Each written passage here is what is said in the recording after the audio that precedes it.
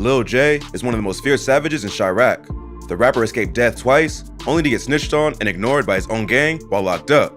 Let's take a closer look at the story of Lil Jay, the Chiraq Wolverine. Lil Jay, also known as Jeff the Meth, was a rapper from Chicago who was associated with FBG and the Gangsta Disciples. Lil Jay actually started out as a BD because he grew up in a neighborhood controlled by the gang.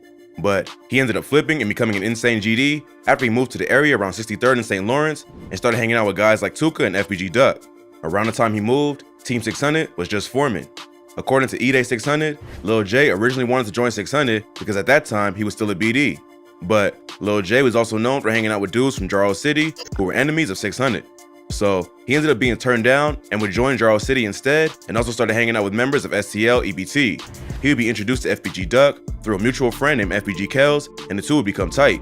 At one point, when Lil Jay was homeless, Duck's mom would take him in and let him sleep on the floor. Together, he and Duck would put in work in the streets and started building a reputation in the city as feared shooters. Lil Jay would allegedly catch his first body in 2011 with the murder of a dude named Levon from a gang called RMG. According to rumors, Lil Jay, along with Lil B from Tukaville, tried to rob Levon, but he wouldn't give up too easily. He tried to get away and run to his car, but was shot before he could make it. Levon was later found dead on the scene by police. It's not clear who fired the kill shot, but they were both credited with the hit.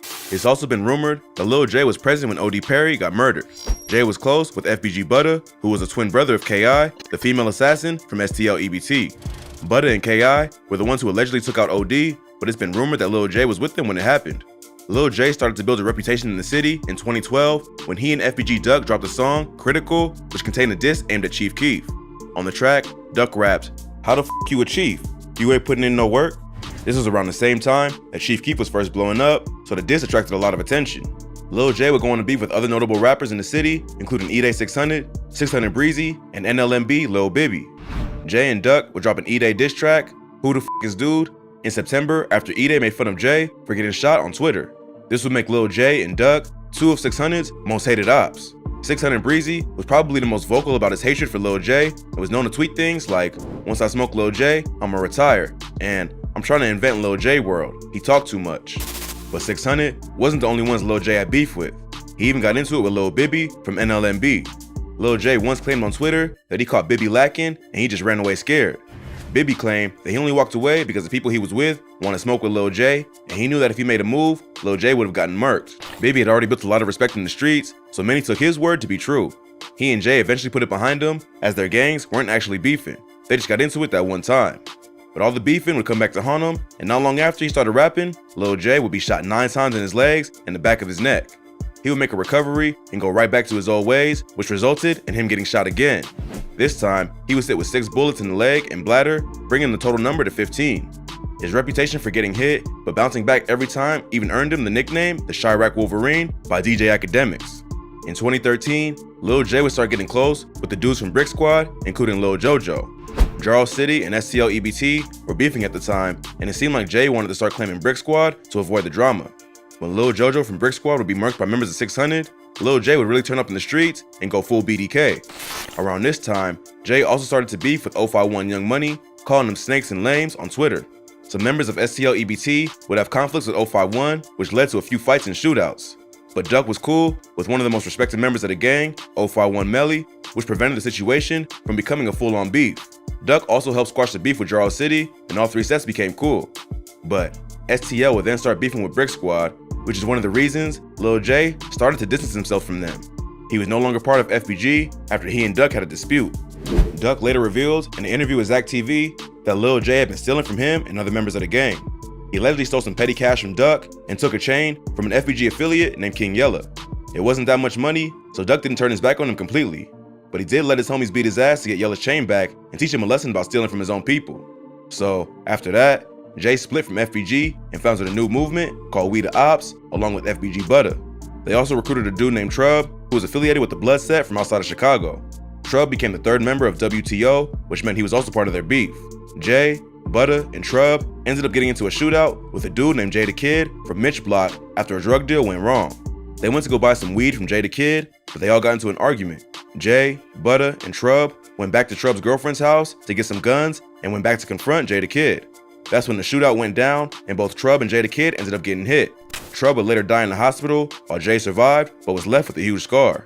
Both Lil Jay and Butta were also arrested for murder because they went into the situation strapped, which ended up costing their homie his life. Even though Jay the Kid was the one who fired the kill shot, he got off on self-defense because they left and came back with weapons looking for smoke.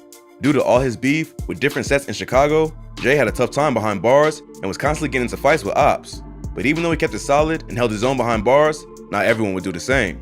No one from FBG called to check up on him or put money on his books. Even though they had their problems, it never escalated to an all-out beef, so Jay expected some loyalty from his brothers. But the others obviously didn't feel the same after Jay stole from them and started his own crew. To make matters worse for Jay, FBG Butta allegedly snitched on him. At first, Jay was offered an 8-year plea deal, but turned it down, thinking he could do better in court. Then photos of Butta signing some kind of paperwork in the interrogation room started going around the internet after Jay leaked them himself. Butta denied the accusations, but he did end up getting out after a few years, while Jay remained locked up. After getting out, Butta continued to deny that he snitched. No official evidence was ever presented to prove that he snitched. It was all just speculation based on a photo of Butta in the interrogation room. But even the accusation ended up hurting his reputation. After that, Butta cut all ties with Lil Jay and claimed they would never be cool again. Lil Jay ended up beating the murder charge, only to be sentenced to 14 years in a state penitentiary for conspiracy to commit murder, intent to kill, and injure for nearly taking out Jay the Kid. But the time behind bars gave Lil Jay some time to reflect on his lifestyle and his choices. He ran into some old ops, including Rondo No. 9 from 600, and they were able to put the past behind him.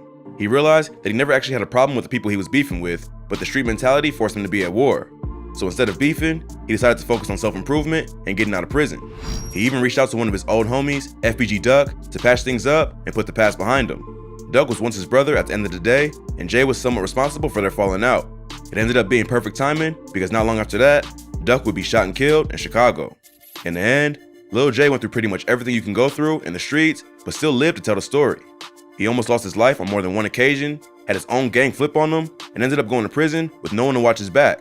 Even if it wasn't an ideal situation, they got him off the streets before he ended up getting killed and forced him to reconsider his choices.